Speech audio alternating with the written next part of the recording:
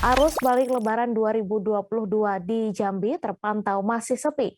Terpantau di lapangan, mobil maupun motor dari arah Sumatera Barat belum begitu ramai melintasi Kabupaten Tebo, di mana diketahui Kabupaten Tebo merupakan jalan lintas Jambi, Sumatera Barat. Diperkirakan puncak arus balik tahun ini akan terjadi pada hari Jumat mendatang. Untuk informasi selengkapnya akan disampaikan langsung oleh rekan jurnalis Tribun Jambi, Sopianto yang kini sudah terhubung bersama kami. Silakan Sopianto. Halo Tribuners, dimanapun Anda berada dapat saya informasikan bahwa arus balik Lebaran tahun 2022 menurut pantauan Tribun Jambi pada saat ini masih sepi Tribuner.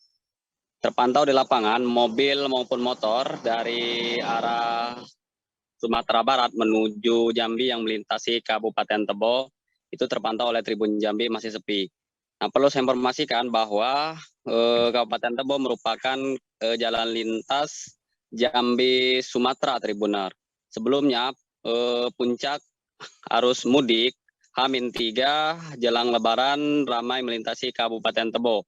Nah, diperkirakan puncak arus balik tahun ini Jumat mendatang Tribunar. Nah, perlu saya informasikan juga ASN baru mulai beraktivitas pada minggu mendatang Tribun.